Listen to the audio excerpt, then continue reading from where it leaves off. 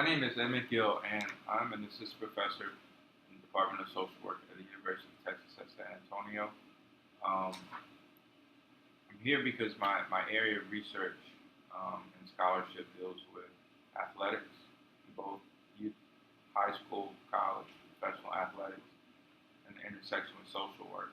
And sometimes when I talk about, people say, "Well, what do you mean you're a social worker and you work in the field of sports?" And if you, unfortunately, if you think about it, a lot of what I do and some of my colleagues in the field, um, like Sydney Aaron, Natalie Graves, and Joy Garcia, we work with student athletes around issues related to depression, eating disorders, bipolar disorders, borderline personality disorders, addictions issues.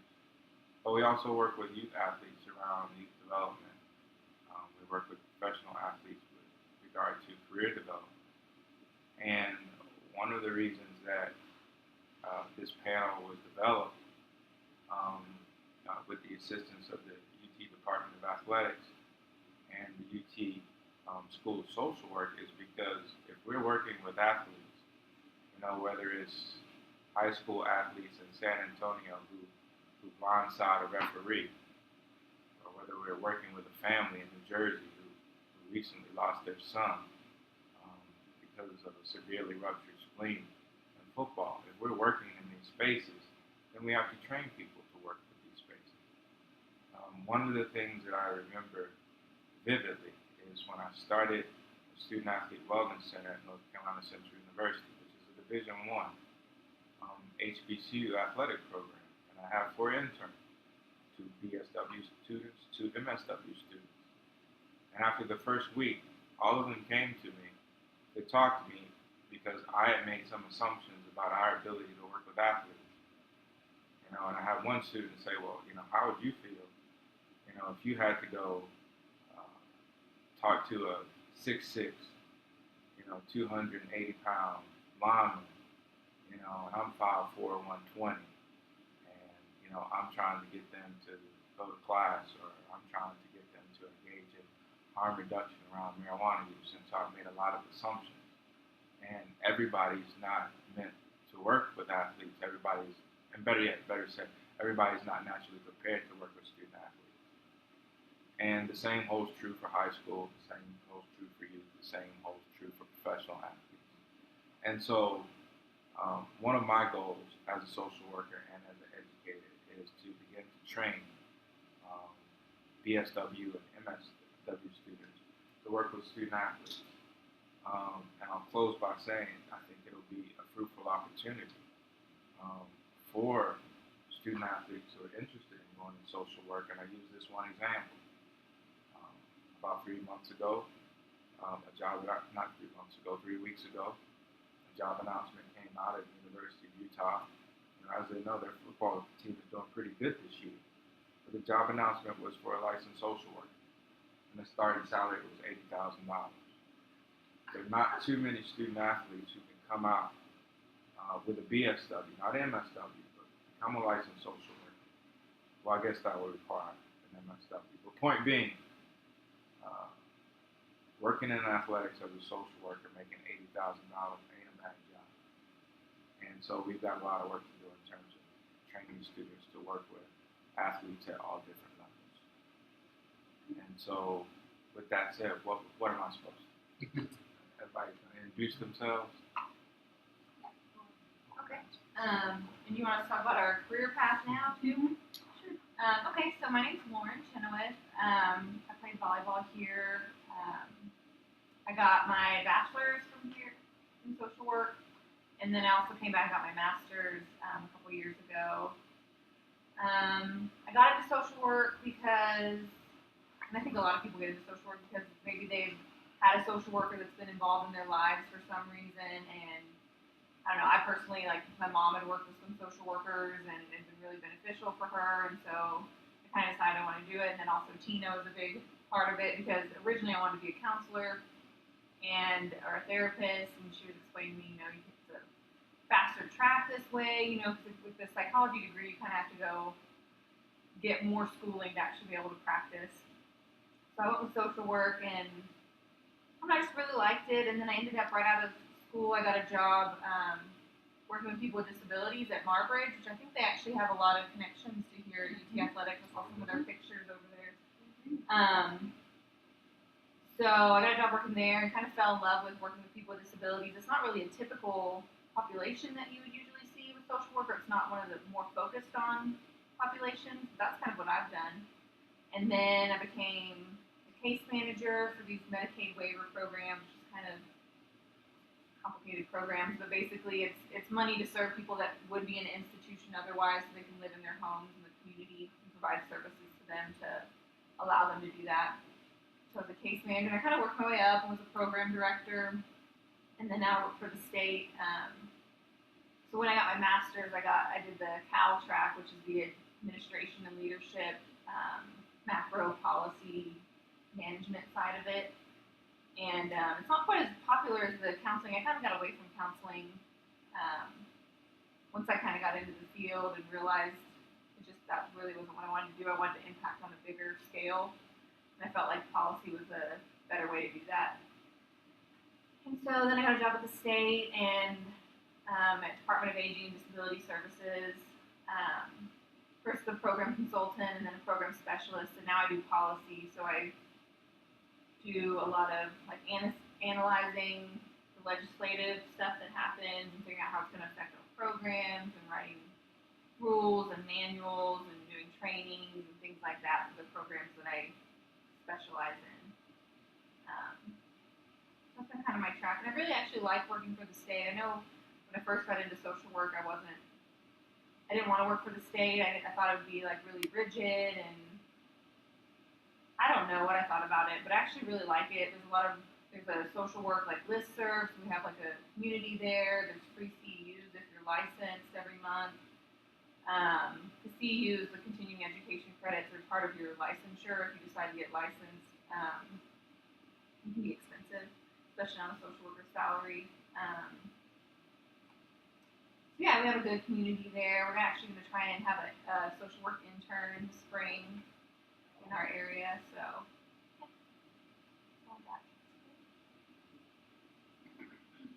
So I'm Elizabeth.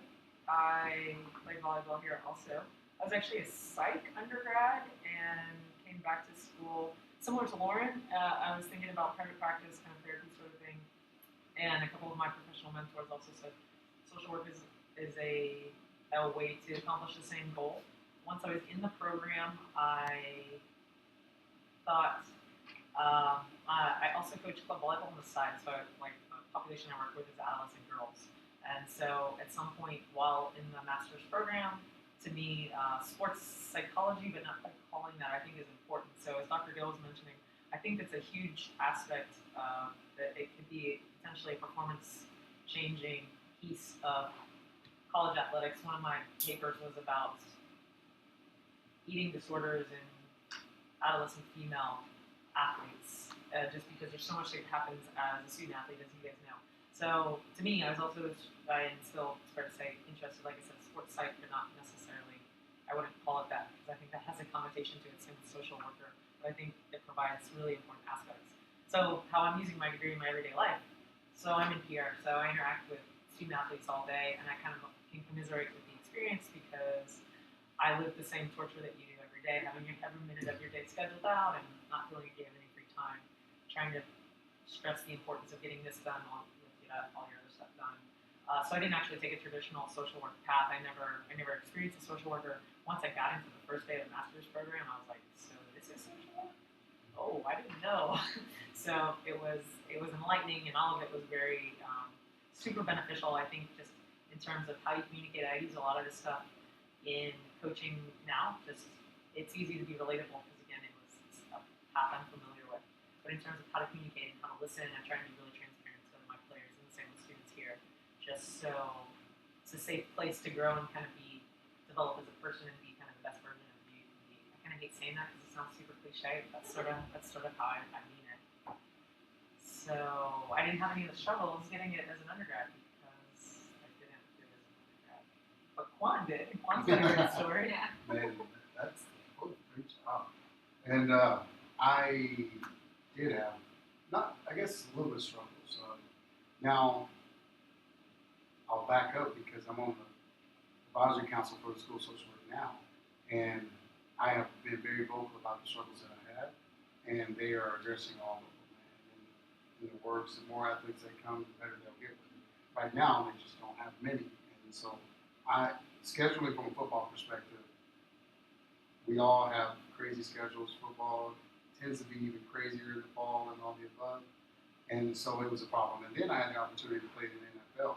And a lot of times for undergrad, you do all your, you study, you pass, you do all that, and then you have internships. And that was probably the most, just crazy time for me because I was training for the NFL, taking class, doing the internship, all the above. And so that was pretty crazy for me. But ultimately, the social work, Dean White and those over there, they helped me a lot. They really did make it happen, to say the least. And so, although it was a struggle at that time, they have addressed it. They are working on it. I don't think it's quite the same struggle. I think they address a lot of those things before. There are a lot, as you'll learn with the social work profession and school, they're very proactive. That's what it's about, being resourceful. And so, how I use it now, well, they've talked all about it. And through athletics, if you've ever been in, let alone a college, as we can see in the national media now, locker room, and now even from a professional locker room, I'll give y'all a crazy stat I just learned about. I just heard it yesterday. September was the first month, and I think in the last 20 years, that a professional athlete was not in the news or in jail or something like that. The first month. And so I used it a lot more than I ever knew I would in my professional, in the NFL locker rooms as well. So I always knew it would help me. And it's funny you said that because I actually did a speech to the development board, and I said that exact same thing. And I was like, you want to learn about you want to learn about people, how to empathize, how to do certain aspects of your job. Because now I'm a commercial insurance broker, and that's a very different way of, in a way, doing the job as well. It's funny because we all have different ways and paths and getting in the major and getting degrees, but there's nothing none of us do that we don't use it at this point now. So it is very beneficial, clearly, because I'm still involved with it. So again, and I'm a huge advocate if you become one. One thing that wasn't mentioned by Dr. Gill was, for you guys, there's not very many of us over there. I think I was one of two, maybe three men, and my last couple of years of it. So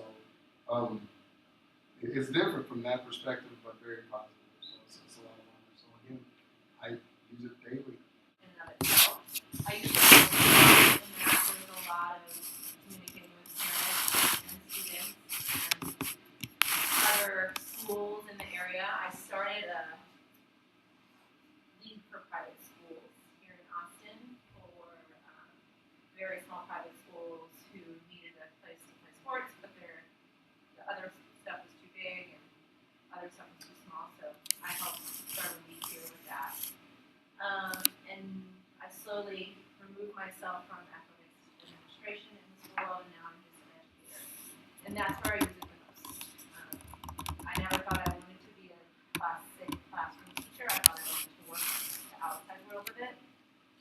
But I love educating youth. My passion also lies with adolescent females and inspiring them to do great things with their life and with their body and with themselves. And one of my biggest roles at the school, not biggest, but one of my roles at the school is, my school is really small and special, and I'm happy to talk to you more about it if you're interested, but we have a week in the spring what we call Project Week, where the kids stop doing regular classes and they get to dive into an in-depth project, and I'm on the leadership team for that week. And every year I lead a group of young females in a group called Girl Power, and we sort of create the group, and my social work training comes in a lot with this, because it's just basically leading a group of young ladies to better themselves. So all the group training we had in social work, I use it a lot. I also work really closely with our on-site counselor because he knows my background and we often chat. And yeah, I do a lot lot of I'm also a yoga teacher. My name is Terrence. I'm assistant professor in the School of Social Work here at UTSA. My motivation for being here is a little different. Of course, Dr. Gill is a scholar in this particular area, and everyone else is a student athlete. Well, I'm a fan. I'm a fan of sports. I love it. I was a high school athlete. Had an opportunity to play in college and Trojan High School. But my reason for being here is because two reasons. One, my path to social work as a profession and my interest in trying to recruit students to understand how social work not only benefits you in your career, but how it fits into trying to make a contribution to humanity. And so when you think about what you want to do, and I'll get back to how my path is to social work. But when you as a student think about what you want to do with your life, and in athletics in particular kind of prepares you for exactly what social workers do, in that team concept. And I know many athletes want to give back to the community. They want to do things specifically with children. My area of interest is working with children. When I was young, before I became you would say, a professional social worker, I was actually doing work. I worked in the juvenile justice system. And I worked with children primarily because in that particular system, because I wanted to work with children that was in the most need. They were the most challenging and the most complex. And so the majority of my early part of my career, I was doing all these wonderful things, working with kids, helping them and their families, primarily single parents, working with boys, having all these conflicts with their children, how they were stressed out, all kind of problems and issues they were having. And I would come in and work with them. We would talk about things. We were able to come up with a plan that helped them resolve some of their problems. And I didn't know why, other than, do this, do that. But I couldn't sit down and explain to people, this worked because of this worked because of that. That was confirmed when I went back to school to get my master's. Then I kind of understood, well, this was working. But the wonderful thing was, in that part of my career, early part of my 20s, I would get people to send me cards, to send me flowers. They would recommend me, go talk to Mr. Allen, he can help you work out issues that you're having with your son. So I got all these recommendations from people, because of the work that I had done with clients in the past. So that was a very rewarding and refreshing part of my career. But my path to even be interested in social work, perhaps like some of you probably heard things about social work. You probably heard, when I was younger, the only thing I knew about social work was that they come and take people's children, right? So that's what you hear about social work today. Social worker come, and the impression or the perception is that social workers come and they are the ones who come and take away the kids. Or intellectually, I didn't think social work was very challenging. So as an undergrad, it wasn't something I was interested in because I didn't think it was intellectually challenging. Well, I was working in a program, while I was working, I was going to go to law school. And instead of going to law school, one summer, the summer I graduated from college, my undergraduate, got an undergraduate degree in history. This was probably the only time in the history of LSAT, law school data assembly service, where they gather all the data and send it to respective law schools for students interested. That probably was the only summer that that assembly service crashed. The whole system crashed. I had to go home to Ohio and work for the summer. And I worked with kids. And it was the most rewarding work I've ever done. I changed my whole perspective about what I wanted to do. One guy who was there, who was also working on his master's, he recommended that I go to Case West Virginia and talk to the admissions counselor. So he said, you should go, you should talk to this guy. I was like, well, I'm going to law school next year, so why would I go? I said, okay, I'll go. Because he was insistent. He insisted that I go and talk to this woman. So So I went and talked to her. And she recommended that I speak to someone else who is now my mentor.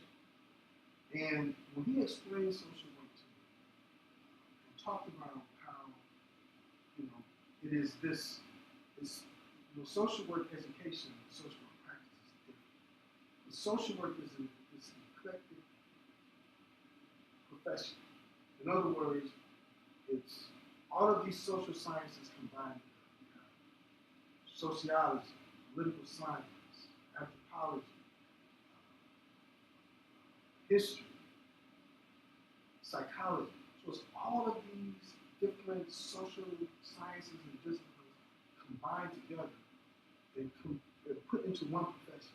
And the reason why that is because we have to understand the dynamics of people and how people influence other people and communities. So we kind of borrow from all these different disciplines. And while he was explaining this to me, I was like, wow, that's what I've always wanted. So while I had this negative idea or perception about social work, which really caused me not to even consider social work as an undergrad, I come to graduate school and someone explained it to me in a way that made me feel kind of stupid. Because after he explained it to me, it only took me all the maybe 10 minutes. Once he explained it to me, I thought, this is something I should have did all along. I should have been a social work major from the very beginning. But the reason I didn't choose social work is because I had this negative perception of social work. And I say that to you guys because as much as you probably hear about social work as a profession, as much as we are in the media, some good, unfortunately, much bad, but we people know about us. And everyone has this perception of what social work is. But the reality is, every day of your life, you either read about it, talk about it, or see it. Something that social workers do. So, we want to, and one of the reasons why we're here today, we want to present this profession to you in a way that you probably it's never been presented to you.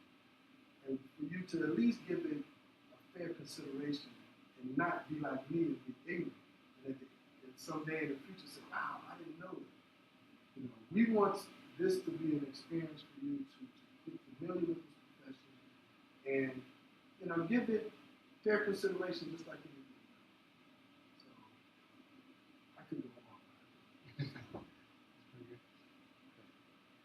And I think Dr. Allen says it well in terms of the purpose. I mean, you have an array of professionals up here who are working in the field of social work.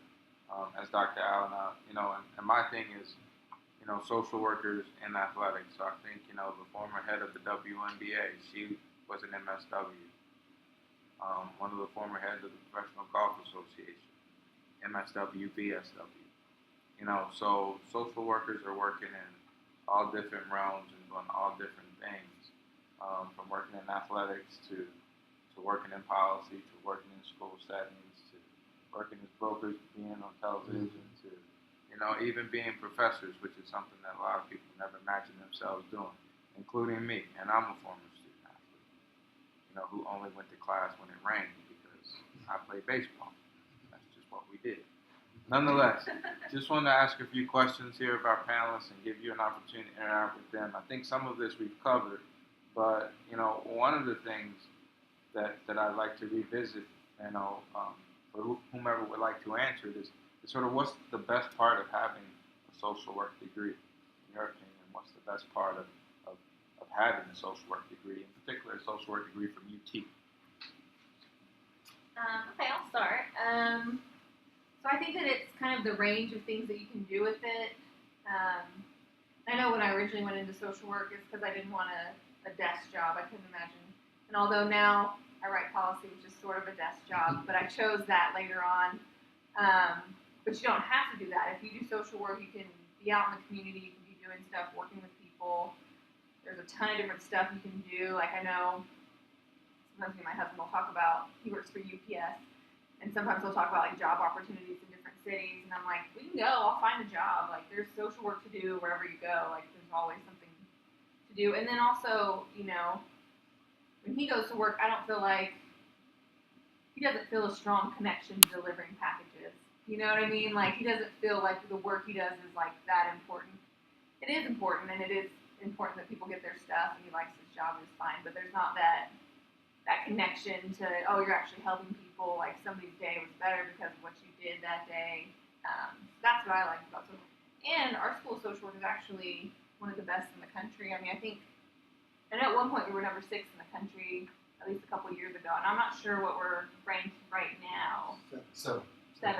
So yeah, I mean, one of the best schools in the country for social work, which is nice to have. Yeah, I would echo that. The program was top notch. I know for me, they went above and beyond helping me get in placements, because you heard me say real early on, I didn't really know what social work was, and then I was scared to death I was going to have to work at CPS, which was like, oh, that sounds like the worst thing ever. It's like a punishment. So for my 2 internships, it was nothing like that at all. So it is just so broad. Like, there's such a range of things you can do. They kind of made up a position for me at a high school, which was awesome. And then I got an internship at a criminal law firm. So the experience I got in there was beyond what you can imagine. It wasn't. I would have never thought these are 2 social work positions for me. The one in the high school, I'm not giving you any information about what it was. So you're probably like, yeah, that sounds exactly like a social worker. Now, it was a really cool experience. And then the law firm was really cool. Like, we had to go to court. I went to jail a couple times. I had this like crazy federal case where this guy was a monster, and that was who we were defending. Like, there's all sorts of stuff that went on that was really. They catered to my needs, learning wise, in such a vast way. It's like, how can we not be one of the top programs if this is what they're going to do for students? So I was really glad I had the opportunity to utilize it here. I didn't have to leave Austin. It was all great experience for me. And even to echo what the doctor said earlier, the positions are opening up on so many different levels. I think when they're managing, I have a team. In our agency, I have a team of lots of people who help me in it, and how I manage people in comparison to those that didn't have this degree, it's night and day. And so I think it's really big from that perspective. I'll speak particularly to getting my BSW here at UT and what I appreciated about that. While I happen to be in the same cohort as Lauren, who's like totally random, there aren't many athletes who go through the program. And I found refuge, or it was nice to be in a program where they don't, and I don't want this to come out the wrong way, but they don't, being in the social work program, they don't know a lot about what's going on in the sports world over in that building, which is really nice. Try to change that a little bit, but they don't. Yeah. And it's a really nice, like, I feel like as student athletes, any room you walk into, people look at you and they know who you are immediately just by the way that you look, and you feel judged, and you feel like there's a certain thing that you have to be. And being in that program, I didn't feel like I had to be any of those things. I got to be who I wanted to be and learn the way I wanted to learn. And the people who were in my program, support teachers and students alike, supported me in that learning process and that learning growth beyond who I was as a student athlete. And I think being part of that program cultivated me as a person more than some of the other programs that my peers were involved in. So.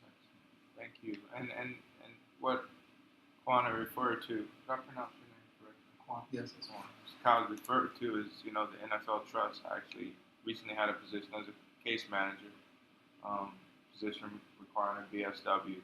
And so, again, from my perspective, working in the field of youth, high school, college, and professional sports, we're starting to infiltrate that area. But at the same time, you get a BSW and an MSW degree, and you're also positioned to go into an industry like pharmaceutical sales, where they make 2 or 3 times as much as the social workers do. And so, the BSW level is a great foundation degree. I guess maybe a couple people can speak to this in terms of the challenge or the challenges you faced in completing the social work degree as an athlete, and do you have any suggestions for providing remedies for those issues? I think I might be the only one on the panel who can really speak to that, so I think I will.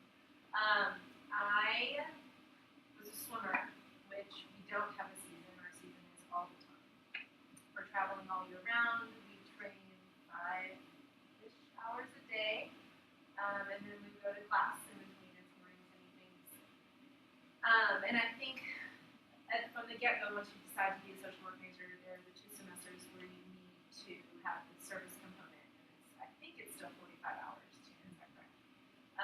And the way, so that in and of itself seems overwhelming. But the way I made it work was if you really break up 45 hours over a semester, that's 3 hours a week. And yeah, everybody says that oh, I'll just do a little bit every week, but you really have to do it that way. You have to start on the first day, decide what you're going to do for your service project, and you have to do it. I got creative with mine. I worked, for one of the, I don't remember exactly what I did for one of the semesters, but I know one of the semesters I worked with a hospice organization, and I did sitting for families who had patients in hospice care. And along with that, so I got to make my own schedule. I would reach out to the families and see what worked for them and worked for me. And along with that, I would do things like cook dinners for them or prepare special treats for them or sit for their kids or be really creative with how I would get my hours in every week because I couldn't always be at a place at the same time every single week because our schedules are so insane. The most important advice I have for you if this is something you choose to do is proactively communicate with your teachers and your classmates. There's a lot of group work that will come your way and you'll be put in groups with 5 other people who have very flexible schedules and can meet late nights and weekends and you just can't do that. But every time something comes up, you just need to be transparent and proactively communicate about what your availability is. And people want to work with you when they find out what you're up to. So yes, you're hard to work with and hard to get a hold of, but once they find out why and all the cool things you're doing in your life, they want to work on their schedule. That's what I was going to say. I dealt with it as well, and the fact that they're so flexible actually worked out perfectly for me because after practice they could come over to Moncrief or do something like that, and they love to come. I know, to you're like, and I kind of brought them to come to Moncrief. I was like, listen, man, that paper you're paying for, the PCL, all that, we can run all the copies you want over here. And so I helped them out. And really, to echo what she said, from a creativity perspective, if you think about the profession, that's what it's about. I know the perception is different, but the true, I guess, really special thing about it is they find ways to be a resource. They find ways to create. They find ways to make things happen. And that's what they do. And that's what they did for me, for you, for all of us as athletes. And the group work, again, I mean, it was some of the coolest times to talk about what happened as a ball player, what happened in the win, what happened in the loss. And so it was, I guess, even semi-therapeutic on certain. Fortunately, no offense to the guys playing now, we didn't have to talk about as many losses, but we did when we had to. And really, I can't say it enough how much they worked with me on getting it done. And what they promised me was that we would find a way, and we did. And they do it even more now because I'm on the advisory council, and they're very conscious of it, and they will find a way. So they know now how our schedule really works. It was pretty awesome. Now, what I meant by getting them over here was they blew my mind. Most of our professors never even been to a football game, and it was I don't know if y'all know what the building is. It's maybe 50 yards from the field goal, and so it's really close. But I was pretty proactive in getting them involved and understanding our schedules and why there's not many athletes over there. But again, it's a great school. We can't say it enough. But the difficulties we dealt with, I think, because of all of our track records, they're a lot more conscious of it. And of course, clearly there's difficulties, but we all finished, and so they can make it happen. And I'll speak to that even more because I had these discussions with the dean. The dean is committed to supporting student athletes in he committed in the sense that he doesn't want the field component to get in the way. So the creativity that they talk about is even more enhanced to the extent where we will sit down with students and create a plan, customized plan that will meet the needs of any student that's interested in being. So we're making a concerted effort to make the social work major attractive to athletes something specifically to athletes. Not that athletes are going to get special treatment outside of their field component, because we know that can get in the way. So we really we don't want that to be an issue. So just know that if you're interested and you start thinking, well, I have this field component, it's going to get in the way of practice and other things, don't worry about that. We don't want that. I have one other thing on that. So even though I didn't have to juggle the sports and the social work commitments because I was done playing volleyball by the time I was doing it. When I did go back for my master's, I was working full time, and they were extremely flexible. They worked with me. I had to deal with groups that wanted to go meet in the middle of the day, and I couldn't do it. And everybody was really understanding. And my teachers, I was able to create my own internship where I was working to get my hours, and I was able to just add on hours to my current day. And so they are very flexible and very willing to work with you on that stuff. We talked a little bit about, best part about getting a degree, and in particular here from UT, and the challenges. Just if you could talk again about any skills, in particular that you've learned while obtaining your social work degree or from the social work degree, whether it's in your job or just in life in general that you might want to highlight in terms of skill sets. I can start, sure. For sure, listening component is big. Quan mentioned it earlier, I think just having an awareness, I think you said consciousness. I like to say considerate, that's probably too nice. But it is a consciousness of yourself and being aware, like you said, of people's stories. So before any snap judgments are made, sort of understanding. And I try to relate that to any time a student walks in and is having a bad day about whatever may have happened in the weight room or practice. It's like, hey, let's reframe it as you don't know what's going on in your strength and conditioning coach's mind. Like maybe it's a bad day for him, or maybe you did something to elicit some reaction, right? It's just kind of giving people an awareness of. For sure, you must have your own awareness, and I think that was really, like I said, immediately in the program, I was nervous that it wasn't going to match up with my career goals, but it's only been beneficial. For sure, I use it all the time as a club volleyball coach. Interacting and transparency is a really big deal for me. Being authentic is a really big deal. I want to be sincere in everything I do, and I think I got a lot of that. Like understanding how to sort of convey those messages and help relay them. As Jacklyn said, with female athletes, it can be hard. With young females, it can be hard too. Not that I'm sure it's hard to be a young male too. I just didn't have to do that. So I can't help you guys out as much as I did with young women. So that kind of stuff is all been. I feel like that's important in sort of building up people, and we just happen to do it through volleyball or academics here, but it's all essentially a humanity component, as Dr. Allen said. I'll speak to that too. I think transparency and authenticity are huge buzzwords these days. I don't know if it's just where I work, but I think it's like everywhere you go, every TED Talk you see, transparency and authenticity is like the biggest deal right now. And the reason is because in order to be transparent, well, if you're transparent and authentic, you live a meaningful life. And I feel like social work gives you the tools, not just to help others live a meaningful life, but have yourself live a meaningful life. So I have two pieces of advice. Live a transparent life, be authentic in your word and what you do. And the second is take opportunities to publicly speak whenever you can.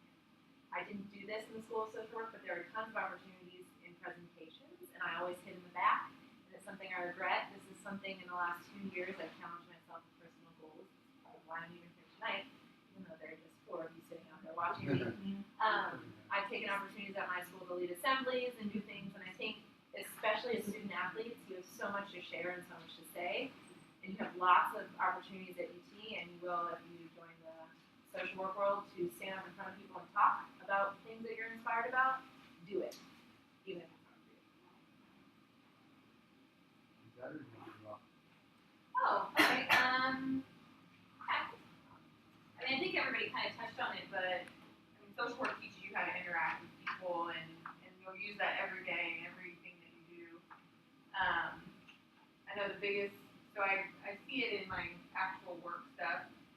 know, especially now, I just got in a position where I actually manage people, and that's hard. It's really hard to manage people. It's really tricky, and I find myself using a lot of social work techniques to like, you know, provide feedback to people without them shutting down, and trying to work with them, be understanding, and figure out, you know, where they're coming from first before I, you know, get on to them about something. So, and in a lot of jobs, you'll end up, you know, whatever path you take, you might end up managing people, and it's hard to do. And I feel like a lot of the social work education has been really helpful with that, and being like kind of an open person that they can come talk to, and not being so intimidating or the kind of boss that you wouldn't want to have. It's funny because a lot of us chose different. Well, we landed in the school of social work for different reasons, different paths. But half of what I talked about as an advisory council member to the development board, all of these ladies and gentlemen have kind of spoke exactly what my speech was. I laughed. One of my favorite phrases in the world is one of the most important things in life is a people building business. And we all have businesses. We all, as professionals, as scholars, teachers, all the different things. But I just feel like personally, the most important one, for spiritual reasons, for whatever reasons, is the people building business. And you said that, I was like, you kidding me? It's social work. And really, that's little things like that is what it's all about. And to relate it to the sports, Mac was the coach when I was here. I chose Texas, and I was fortunate enough to have other options, but I chose Texas because he was genuine and honest. Did you just not say something about genuine transparency? And all these different reasoning, it really, again, I laughed as I got there, and I was like, I don't know if this is what I want to do. And when like the Lauderdale and all those people, but when it was over, I was like, oh man, that was better for me than I even could have imagined. And dealing with the amount of people you plan to deal with or you will deal with, there's no better teacher, coach, and all of the above. And no matter what you do, because we all do something different, but no matter what you do, you're gonna deal with people. And to know how to deal with them, in my job now, most of the people are freaking out when it comes down to, am I covered? Am I this? Is my business gonna be gone? And really, to have the skills that social work taught me to calm them down, to make them comfortable. There's a portion, I even take it to another level. There's a portion of my job that has to do with commissions. I am transparent as it gets. I'm like, hey, by the way, this is what I'm going to make, this is what's going to happen. And it's insane from a retention perspective and a trust and honesty perspective that they're like, what? Why are you telling me this? I'm honest. I'm truly trying to give you what you need, not what you want, or I want to make more money. And it's crazy, those different things that we use and learn and skills we get from being in school. So it's very clear, just listening, and we know whether we know it or not, we do a lot of it. And really apply a lot, which is more important. Thank you. And I'll just say, as we close, and if any panelists have anything to add, Dr. Allen's here to talk to you about the graduate application process if it's something that you're interested in. But I think that's the other great thing. Michael, right? Michael Lauderdale was mentioned as a professor over in the UT School of Social Work, one who has embraced athletics and tried to bring some understanding to how to best work with student athletes. And I guess students of all, backgrounds. I think that's the added benefit of being in a department or school or college of social work. Not that it's not present to other people, but you have professors who are trained in the business.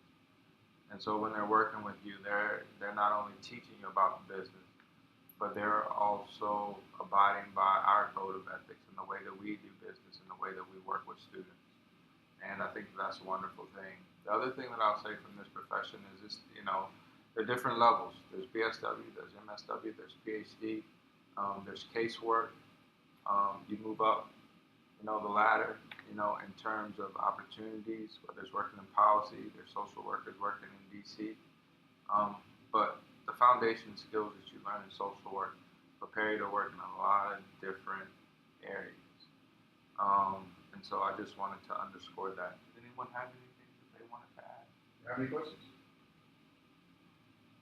Questions?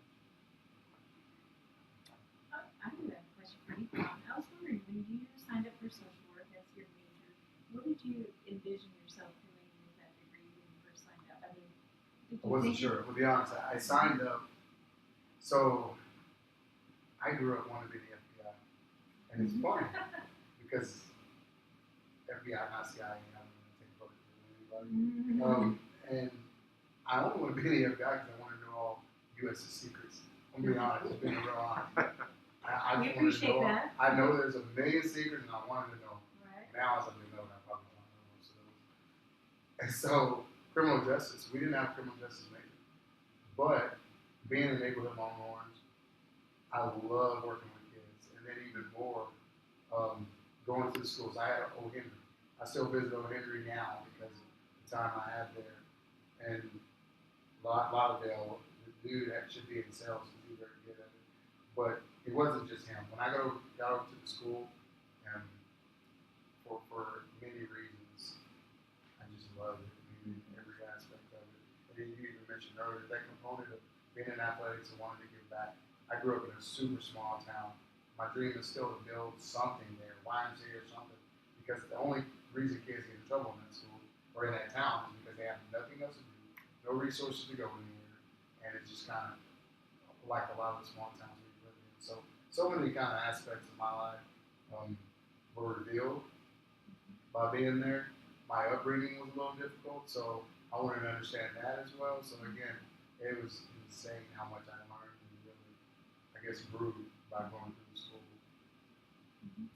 So how, I'm going to put you on the spot now a little bit, not on purpose, but so how do we get that message to our student athletes that maybe are younger versions of you that, maybe say they want to work with kids and they want to get out in the community? How do we convince them about social work as a major and following in your footsteps, so to speak? I think you tweet them and it'll get to no. Oh, okay. We're social media now, good Lord. I don't know. how to do it. But really, I think especially on the football side of things, because I don't know why we live in this stereotype. By the way, some stereotypes are true, but they can be a little difficult at times. I think you lead with the concept of giving back, because they all say they want it, and unfortunately, in most cases, there's some history with a lot of those guys, and if you lead with that history and wanted to change the norms of their family or the situation, or even the barrier of being a football player, and I've dealt with that a lot. If you lead with that, I think you'll capture their attention and say, by the way, this is someone who did. You might want to talk to them, and of course I've been more than willing to do that. But I think really that concept of you want to find a way to give back, and not so much money, because that's of course that you do the trick most of the time. Give back and really encourage kids to do something a little bit different. Battle those stereotypes, take them all full-fledged, and then change them. I think that would be by far the best tool we can use, especially now. Because for some reason, so I want to get back, because that's what they see. You hear about a dude giving back, giving back, giving back. And if you get their attention, then you can give them the substance, give them the reasoning and why this didn't work or did work. And I think they'll find themselves in that process. Thank you. Anyone else have any questions? Real quick, where y'all from? Gatesville. What? Gatesville. Small town. Is that we make, again, our contribution to humanity goes far beyond what many other professions do. This where I challenge people all the time. I ask this question: what if all social workers went on strike and refused to make any contribution to society for one day? American society caved in. It would collapse. Well, but to demonstrate how important our contribution is to daily functions of society. If we was to just on strike. Using strike in a sense. This society would collapse. It would literally collapse. In all sectors, it would just collapse. So we play an important role. And going from a bachelor's degree to a master's degree is that area of expertise.